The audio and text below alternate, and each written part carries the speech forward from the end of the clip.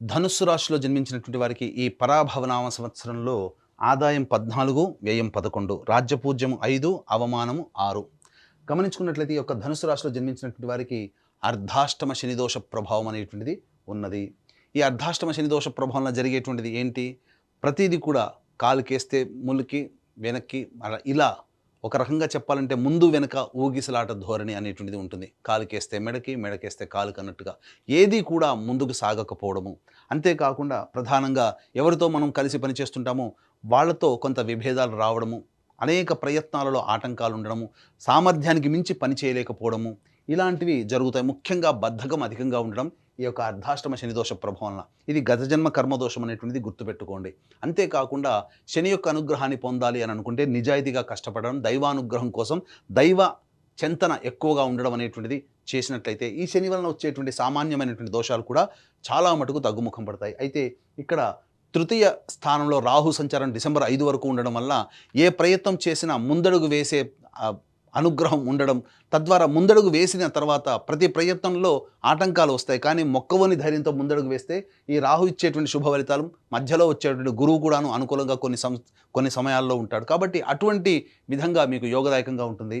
అయితే ప్రధానంగా డిసెంబర్ 5 తర్వాత కుటుంబ స్థానంలో రాహు సంచారం చేస్తుండడం వల్ల కొంత ఇబ్బందికర పరిస్థితులు, కుటుంబ సభ్యుల మధ్య పరస్పర్ధలు వచ్చి ఇబ్బందికర పరిస్థితులు ఉండడం, అలాగే ఆర్థిక పరంగా మనకు తెలియకుండా ఊహకందని విధంగా ఖర్చులు అధికంగా ఉండడం అనేటువంటిది రాహువు డిసెంబర్ 5 తర్వాత ఏర్పడేటువంటి అశుభ పరిణామాలని చెప్పవచ్చు. ఇక ప్రధానంగా చూసుకున్నట్టయితే కేతువు డిసెంబర్ 5 వరకు కూడా శుభస్థానంలో సంచారం చేస్తూ అన్ని విధాలుగా యోగదాయకంగా ఉండడము, దూర ప్రాంత ప్రయాణాలు, అలాగే దూర ప్రాంత వ్యక్తులతో చేసేటువంటి వృత్తి వ్యాపార ఉద్యోగాల్లో లావాదేవీలు జరపడం ద్వారా తద్వారా అన్ని విధాలుగా కేతువు అనుకూలంగా ఉండబోయేటువంటి అవకాశం ఉంటుంది. ఎప్పుడైతే డిసెంబర్ 5 తర్వాత అష్టమ స్థానంలో కేతుగ్రహ సంచారం చేస్తుంటాడో మనకు తెలియకుండానే మనకు అన్నీ కూడాను గత జన్మ కర్మదోష ప్రభావం వ్యక్తుల వల్ల పరిచయమై మనకు తెలియకుండానే మనం ధనం నష్టపోవడం, మన కీర్తి ప్రతిష్టలు నష్టపోవడం అనేటువంటిది డిసెంబర్ 5 తర్వాత కేతుగ్రహ ప్రభావం వచ్చేటువంటి ఇబ్బందులని చెప్పవచ్చు.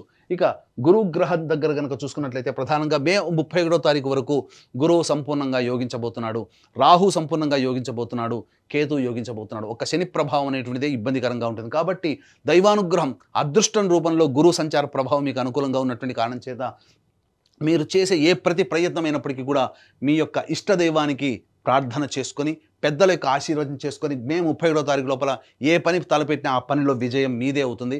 అందులో ఏమాత్రం సందేహం లేదు. మే 31వ తారీఖు తర్వాత జూన్ 1 నుంచి అక్టోబర్ 30వ తారీఖు వరకు కర్కాటకంలో సంచారం చేస్తున్నటువంటి గురుగ్రహ ప్రభావం వల్ల చాలా మటుకు కొన్ని నష్టాలు బాగా జరుగుతాయి. ఏంటి ఆ నష్టాలంటే మనకు బాగా దగ్గరైనటువంటి వ్యక్తి, ప్రేమ ఆప్యాయతని పంచిపెట్టే వ్యక్తి కావచ్చు, మన బాగోగులు మంచి చెడు చూసుకునేటువంటి వ్యక్తి కావచ్చు, లేదా మనం గొప్పగా ఎంతో అపురూపంగా పెంచి పోషించినటువంటి జంతువు కావచ్చు, లేకపోతే ఇంకా మనము ఎంతో కష్టపడి సంపాదించుకున్న స్థిరాస్తి కావచ్చు, ఏదైనా కానీ ఒకటి మీ చేయి నుంచి జారిపోయే అవకాశం ఉంటుంది. కాబట్టి ఈ సమయంలో వ్యక్తులతో అనగా మీకు సంబంధించినటువంటి అన్ని దగ్గర వ్యక్తులతో కాస్త ప్రేమాభిమానాలతో చూసుకోండి, అందరితో ప్రేమగా పలకరించండి, ప్రేమతో మూవ్ అవ్వండి. అంతేకాకుండా మీ ఆస్తులు లిక్విడేట్ కాకుండా సాధ్యమైనంత వరకు మీరు ఆపుదల చేసుకునే ప్రయత్నం చేయండి. ఈ యొక్క గురు ప్రభావం ఏదైతే ఉంటుందో ఆ దోషం తగ్గుతుంది. ముఖ్యంగా దైవ ఆరాధన, గురు ఆరాధన మాత్రం ఎట్టి పరిస్థితుల్లో మిస్ కాకుండా చూడండి. ఈ యొక్క జూన్ 1వ తారీఖు నుంచి అక్టోబర్ 30వ తారీఖు వరకు ఉన్నటువంటి సమయం. ఇక అక్టోబర్ 31 నుంచి జనవరి 24వ తారీఖు వరకు సింహరాశిలో సంచారం చేస్తూ అద్భుతమైనటువంటి యోగాన్ని ఇస్తున్నాడు. ప్రధానంగా అన్ని విధాలుగా యోగము, అలాగే కోర్టు కేసుల్లో జయము, కోల్పోయినదంతా కూడా తిరిగి పొందేటువంటి ప్రయత్నము. ఈ సమయంలో ఎడబాటుగా ఉన్నటువంటి ప్రేమికులు కావచ్చు, అలాగే భార్యాభర్తలు కావచ్చు, భాగస్వామ్య వ్యాపారస్తులు కావచ్చు, అందరూ మళ్ళీ కలుసుకుంటారు. గత జన్మతో లింక్ అయినటువంటి వాళ్ళందరూ కూడా స్నేహితులు, పాత స్నేహితులు కలుసుకొని ఆనందంగా జీవించగలగడానికి అక్టోబర్ 31 నుంచి జనవరి 24వ తారీఖు వరకు ఉన్నటువంటి సమయం అనుకూలంగా ఉంటుంది.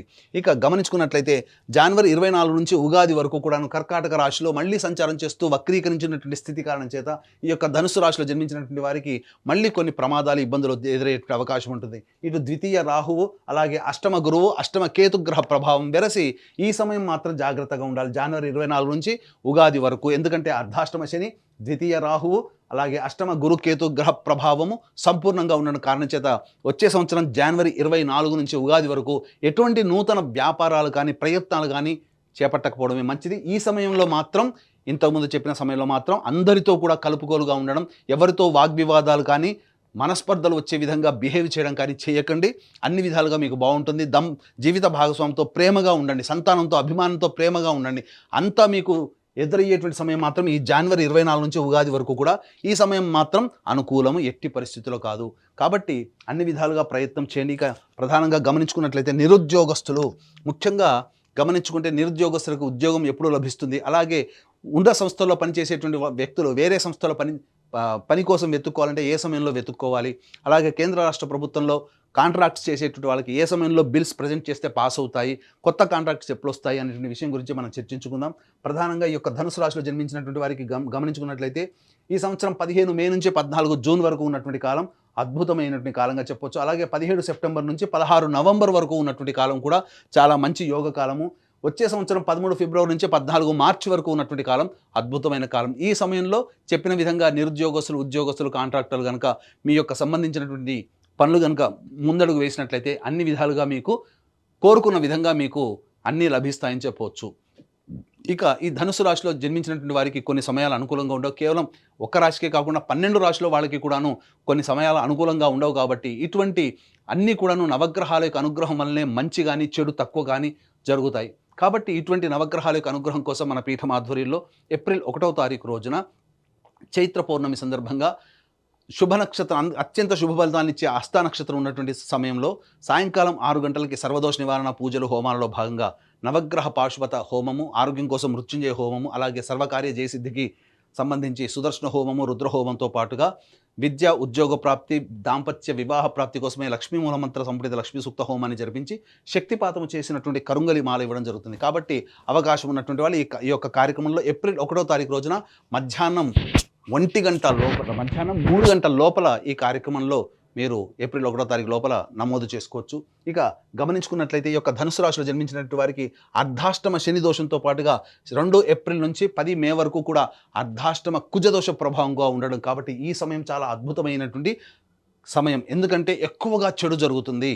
అలాగే గురువు అనుకూలంగా ఉంటాడు. కానీ ఈ గురువు కూడాను ప్రధానంగా గమనించుకుంటే సాధారణంగా ఈ సంబంధించినటువంటి గురువు ఎంత అనుకూలంగా ఉన్నా శని కుజుల యొక్క ప్రభావము చాలా ఇబ్బందిగా ఉంటుంది. కాబట్టి ఈ సమయంలో మీరు చేస్తున్నటువంటి వృత్తి, ఉద్యోగ, వ్యాపారాల్లో ఒడిదుడుకులు ఎదురవుతుండడం కానీ, ఆర్థికపరమైన నష్టాలు కానీ, వాహనం నడిపేటప్పుడు జాగ్రత్తలు పాటించడం కానీ, తల్లిగారి ఆరోగ్యం పట్ల శ్రద్ధ వహించడం కానీ చూసుకోవాలి.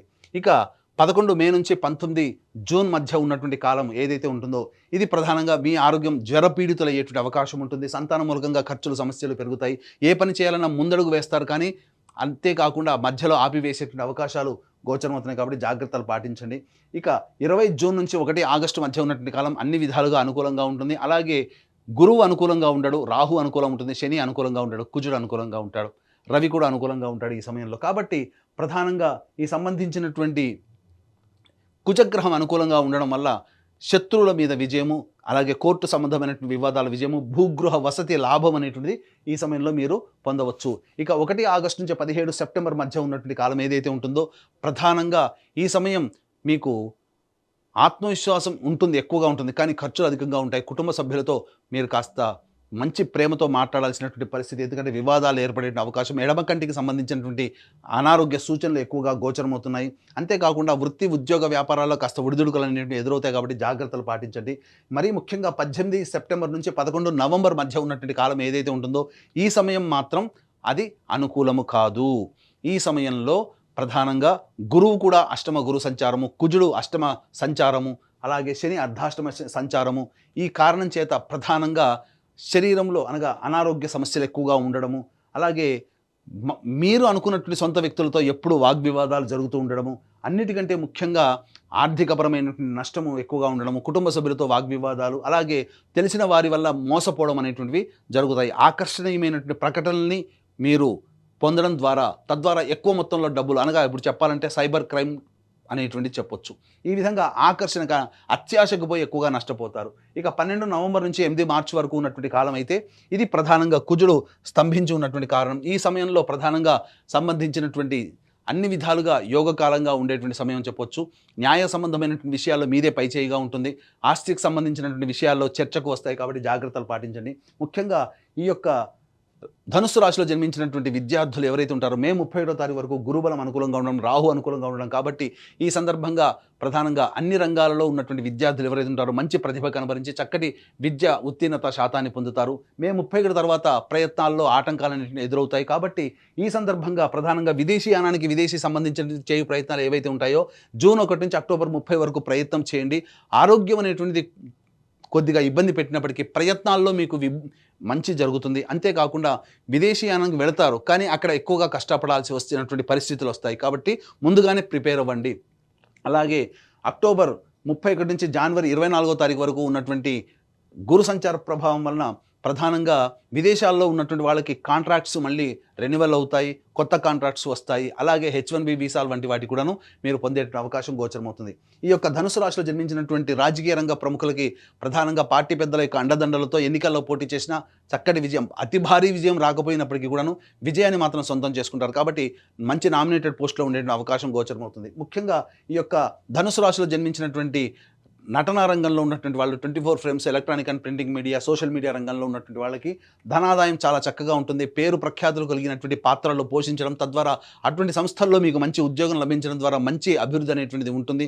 నూతన నటీనటులకి అవకాశాలు ఎక్కువగా పెరుగుతాయని చెప్పవచ్చు. అలాగే ఈ యొక్క రాశిలో జన్మించినటువంటి రైతులు ఎవరైతే ఉంటారో ధనుసు రాశిలో జన్మించినటువంటి రైతులకి 2 పంటలు కూడాను సాధారణమైనటువంటి పరిస్థితులు, గొప్పగా ఊహించిన అంత లాభాలు పొందకపోయినా ప్రధానంగా ఈ సంవత్సరం కుటుంబాన్ని పోషించగలిగి మంచి స్థితిలో ఉండగలిగేటువంటి లాభాలు మీరు సొంతం చేసుకుంటారు. కౌలుదారులు మాత్రం అప్పులు చేయాల్సినటువంటి పరిస్థితి ఎదురవుతుంది.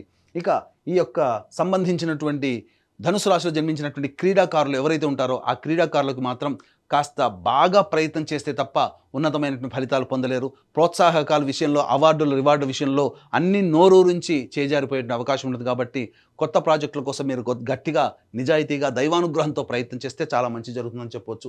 ఇక ఈ రాశిలో జన్మించినటువంటి వారికి వివాహాది శుభకార్యాలు మంచిగా జరుగుతాయి. మే 31 లోపల జరిగే అవకాశం, లేకపోతే అక్టోబర్ 31 నుంచి వచ్చే సంవత్సరం జనవరి 24 లోపల వివాహ ప్రాప్తి, సంతాన ప్రాప్తి కూడా కలగబోతుంది. అన్ని విధాలుగా శుభయోగమైనటువంటి లక్షణాలు అనేటువంటి యొక్క ధనుసు రాశిలో జన్మించినటువంటి వారికి ఏర్పడతాయి. అంతేకాకుండా ఈ రాశిలో జన్మించినటువంటి స్త్రీలకి మీ మాటకి విలువ అనేటువంటిది ఉంటుంది. కుటుంబ సభ్యులు అందరూ ఆదరాభిమానాలతో ప్రేమతో అంగీకరించి మిమ్మల్ని అందరినీ కూడా సాధారణంగా మీరు చేసినటువంటి గతంలో జరిగినటువంటి తప్పుల్ని కూడా ఆమోదింప చేసుకొని చక్కగా ఆనందంగా ఉండగలుగుతారు. మీపై ఉన్నటువంటి అప్రతిష్ట ఏదైతే ఉంటుందో అదన్నీ కూడాను తప్పు అని చెప్పి నిరూపించగలిగేటువంటి స్థితి ఈ యొక్క ధనుసు రాశిలో జన్మించినటువంటి మహిళలకు ఉంటుంది. కోల్పోయినటువంటి జీవిత భాగస్వామి, ప్రేమ, ఆప్యాయతలు అనగా విడిపోయినటువంటి వాళ్ళు మళ్ళీ కలుసుకునే అవకాశం ఉంటుంది. అది ప్రేమికులు కావచ్చు, జీవిత భాగస్వాములు కావచ్చు, స్నేహితులు కావచ్చు.